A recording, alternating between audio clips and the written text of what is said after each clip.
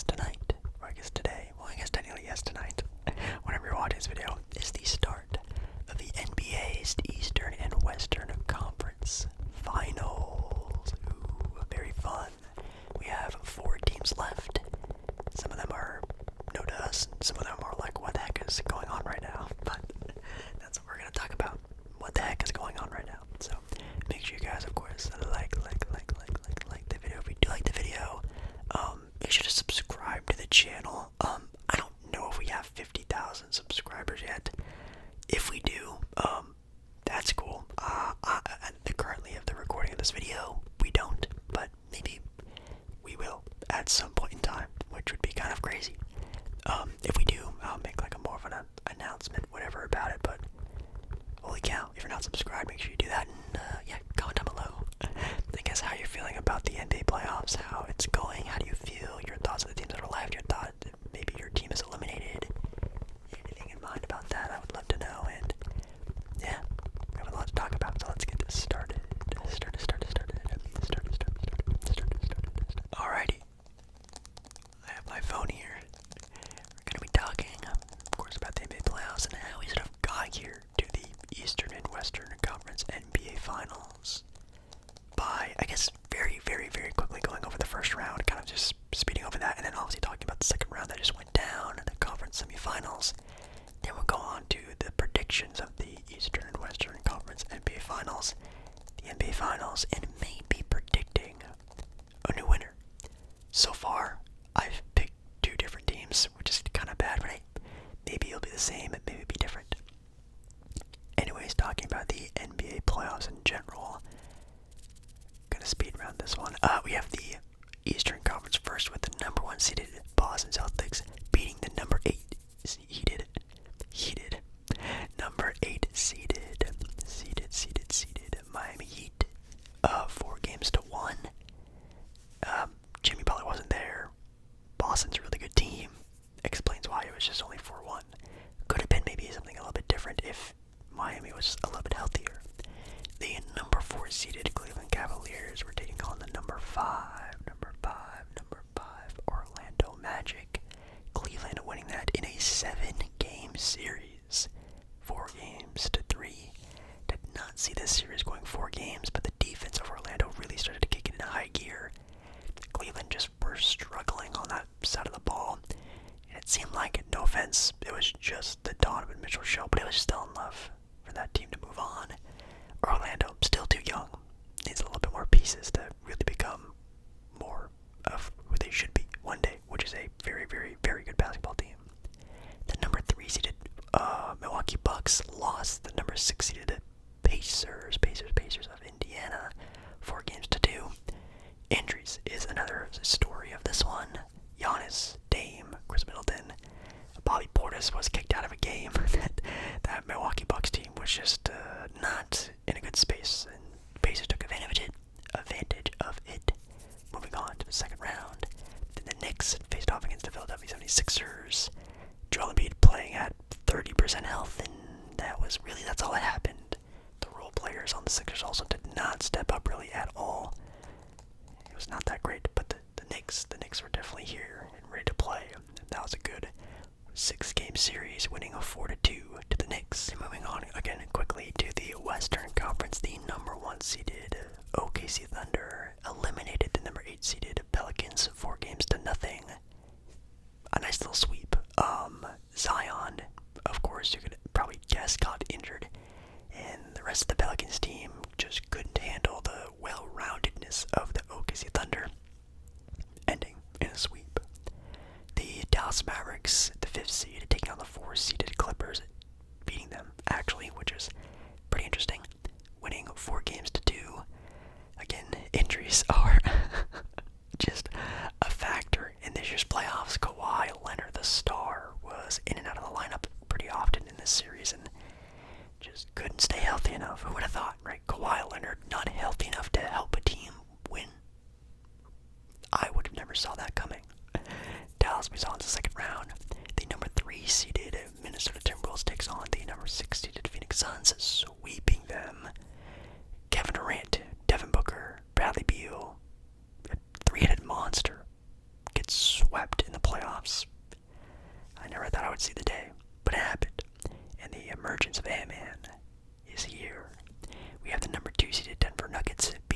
7 seeded LA Lakers 4-1. I was actually really surprised looking back at it now how close this series actually kind of was game by game. But which brings us now to, hey, very quickly, like I said it was, I promised you guys, to the second round of the playoffs, where we had the Celtics taking on the Cavs, the Pacers taking on the Knicks, the Thunder taking on the Dallas Mavericks, and the Timberwolves taking on the Denver Nuggets. I think the first one we're going to talk about is, of course, the Boston and Cleveland. The Boston and Cleveland series was a snoozer. I'm not going to lie. Most of the time when I'm having a chance to watch basketball, I do. Sometimes I don't. Most of the time it's due because I'm live streaming. I live stream every Monday and Thursday nights. I do live streams, so sometimes I miss games. And I always thank God if the Boston Celtics and the Cavs were playing those nights because I really wasn't going to watch anyway. The Cleveland Cavaliers were struggling pretty much this entire series, and the Celtics beating them in 5 games. We had Boston winning games 1, but the Cleveland Cavaliers winning game 2. And a lot of people, especially again in my ASMR live stream, were asking me, Jake Baller, should we be worried? Is this where we see the faulty, fake, phony Boston Celtic team? I said no, and Boston backed it up with that, also winning the next 3 games in a row. So I don't know what happened. Game number 2, I guess they were just really looking for a good win there, winning that game 118-94. Boston not even scoring over 100 points. And then, Boston put the pedal to the metal, winning games 3, 4, and 5. Yeah, I mean, Cleveland, like I said, is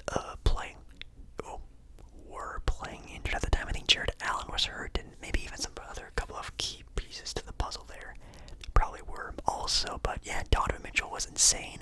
It actually says here in the season, not the season series, but in the playoff series, averaged almost is what I meant to say, 32 points, 6 rebounds, and 5 assists. Jason Tatum, on the other hand, averaged 27 points, 10 rebounds, and 6 assists. Wow, yeah, Donovan Mitchell did great. Pacers-Knicks was a good series. It was fun. It was definitely a very feisty, back-and-forth series, of course, with the Pacers and Knicks kind of having a little bit of a rivalry from their little 90s days, Ewing, Starks, the Pacers, who obviously had Reggie Miller and whoever else was on that team. Mark Jackson on those 90s Pacers teams, I think they were. It went all the way to game number 7. The New York Knicks ended up going on winning 2 games. The first 2 games going up 2-0. Pacers going back and winning 2 games, tying the season 2-2. Tying the series 2-2. And even the Knicks winning game number 5, which I think historically game 5 winners are, I think it's like a 70% chance to win the season. I keep wanting to say season series. I'm so sorry. Are like a 70% chance of winning the series. But the Pacers actually won game number 6. And I know, I hate to say it. Some people say it's not a factor. Some people say it is what it is. And I guess it is. But injuries. OG Anunoby ends up getting hurt, and of course when you have your literal best defender and one of the best, some people say the best perimeter defender in the NBA going out due to injury, wow, does that really hurt a lot when you already have a lot of your guys already playing 40 plus minutes a game. Having another starter not being able to play is just yeah. And then Josh Hart also gets hurt. And then Jalen Brunson breaks his hand. It's just, that is just super unfortunate for the Knicks, man. If this team just even had OG Brunson, they're normal guys they started the playoffs with, I think the Knicks probably win this series. But man, just man down after man down after man down. And of course they didn't even have Julius Randle this entire playoff run. It's been rough, but shout out to the Pacers. They're moving on to the Eastern Conference Finals, like I said, winning in Game 7, 130-109. Down over to the western side of things, we had the Dallas Dallas Mavericks taking on the OKC Thunder. And that series ended in 6 games. Now, at the start of this series, a lot of people were picking the Dallas Mavericks to win this series, and I didn't understand why, but it was just a thing. I stuck with my gut and said I think OKC just has too many options. Like, how could this team possibly lose? You just lock down Luka Doncic and you have a good shot, right? No, I was wrong. Because the thing I literally stated at the start of the NBA playoffs, I literally said it at the very beginning of my playoff predictions video, maybe like a month and a half ago I made that video. Inexperience is a thing. When a young team, makes it far into the NBA playoffs, experience is going to hit them at some point. A team that is more experienced, that is just more ready, more fine-tuned to this type of basketball, is going to show up. And you can look at the Pacers. They haven't really shown. Maybe besides the Milwaukee Bucks, of course. The Knicks were also a team that haven't really been on long, deep playoff runs. This Dallas Maverick team is full of veterans and guys who are ready to play. Not saying the Pelicans are really like that, but the Pelicans aren't really like that. Dallas ended up winning game 2, 3, 5, and game number 6. Yes, Dallas ended up winning this series in 6 games, which is kind of wild, which is also kind of funny. The series averages, both teams averaged the same amount of points on the dot. Both teams averaged 106 points per game this series. How does that even happen? It just lets you know how close the series was. But Dallas winning the rebound battle, Dallas winning the assist battle, Dallas was just edging out these wins on little things that obviously led to them winning the entire series. Also having, Luka Doncic and Kyrie Irving comes out a lot, and yeah, they've just been playing out of their minds. I do think, again, the inexperience of OKC probably showed it a little bit. Team just kind of playing on just raw talent, athleticism, blah, blah, blah. That's great and all, but man, you have to go through these moments. Like, it's hard for a first-time team to just run through the NBA playoffs and make a big splash. That's really rare that happens, and this team is going to be great for, the next, 5 years plus if they stick together, and it's kind of terrifying to think about, but if you're an OKC fan, it's exciting, and that's all it should be, is exciting. SGA averaged 32 points, 8 rebounds, and almost 8 assists, with Luka averaging 25, 11, and 9. And then we have the Minnesota Timberwolves taking on the Denver Nuggets, and wow. I think we all saw this was going to be a great series, and it was. I think this was the best series in the NBA playoffs. I don't think we're gonna have a better series than this. I think it's all downhill from here. A 7-game series with the defending champs, with this new up-and-coming roster, with this new fiery phenom of Anthony Edwards making a true stamp in the NBA this year. What more can you ask for? The Minnesota Timberwolves actually went up in this series 2-0. A sweep was coming because Minnesota won those games on away games. Coming home up 2-0 is insane. But then they lost, and they lost, and then they lost again. They were down 3-2 after being up 2-0. I could not imagine any Minnesota Timberwolves fan absolutely just pooping my pants over this fact that this could possibly be happening. And what's interesting about this team is that they are also kind of inexperienced. They are a team that is a little bit on the younger side, or not on the younger side, they're just young together. They haven't been together that long, and they haven't really, any of them, been on deep playoff runs. I'm not even sure if anyone on their roster has won an NBA championship before. But they have some dogs on their team, and the head one is Anthony Edwards. That guy is just a different creature. That guy is just out of his mind. But you have guys like Mike Conley and Rudy Gobert, and those guys who just are hard-headed guys. I mean, McDaniel insane perimeter defender. Also, arguably one of the best in the NBA as well. Those guys are just hard-headed, and it looks like that's what they needed to do, because in Game 6, blew out Denver Nuggets 115-70, and ending in Game number 7. A very close game. And now we can talk about the conference finals and a little bit of a preview of that. Again, Celtics, Pacers, Mavericks, Timberwolves, a 1 seed against a 6 seed, a 5 seed against a 3 seed. That is crazy. Going to the Eastern Conference with the Pacers and the Celtics, I think the day you guys are watching this video, I think, is going to be a Pacer-Celtic game. I think if Indiana wants to win this series, they have to win it quick. The longer this series rolls on, the less of a chance they have to win. If Indiana wants to win this series, it has to be in like 5 games, 6 games max. There's no way they can survive a 7-game series with this team. They're too deep, too experienced, they have too much star power. It's not going to work like that. If Indiana wants to win, it has to be a crazy style of game. They have to rebound a lot better. They have to obviously defend a lot better.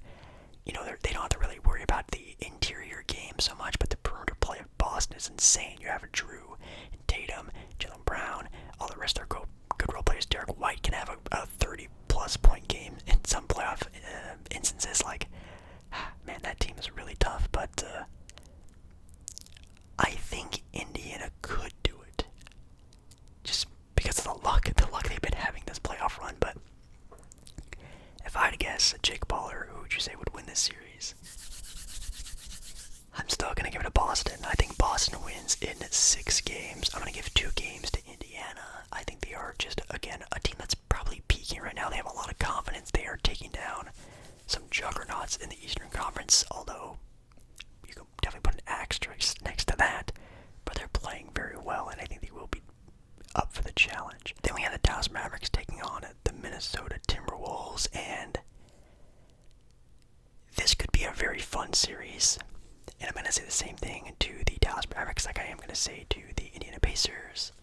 If the Dallas Mavericks want to win this series, it has to be fast. Dallas has to win this series in about 5 or 6 games. The longer the series goes on, the more wear and tear the great defense of Minnesota is going to have on Dallas. They're going to have to steal some games and do it as fast as they possibly can, because this Minnesota team is tough. Now again, like I already stated, the Dallas Mavericks definitely don't have any scrubs. They also have a great defense, but the interior play is what's going to be terrifying for Dallas. With Rudy Gobert and Karl-Anthony Towns down there, like, I just have no... Nas Reed, oh my god. I don't know if a young Derek Lively can do too much for that roster right now, but yeah, if you're a Minnesota fan, you're praying that they feed the inside, because that's really how you're going to get the win here.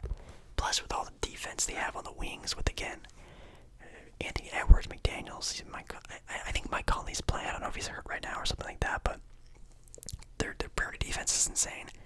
I think it's gonna be too much for Luka and Kyrie Irving. I think they're still gonna have some great games, but I'm gonna give this one to Minnesota. Moving on to the next round into the NBA Finals, I probably see this series going 6 games. I think I have both going 6 games. This one could possibly be 5. Either one could possibly be 5. Could they go 7? I just don't see either series going 7. I think the two top teams, are just too good. I just think they are. If either of the other teams won, would it surprise me? Dallas, not so much. Indiana, yeah, that'd be very surprising. NBA Finals, Anthony Edwards versus Jason Tatum.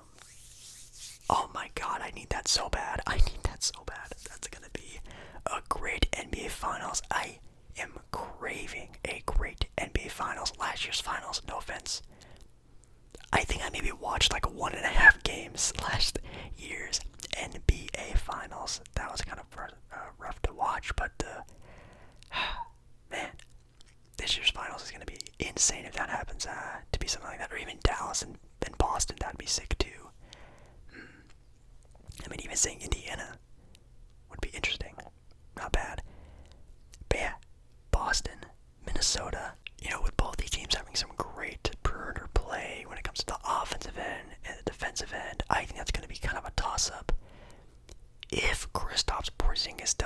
healthy enough to play, and Al Horford's up for the task. Man, having those guys being sort of the counter to Rudy Gobert and Karl Anthony Towns, that's going to be amazing to watch.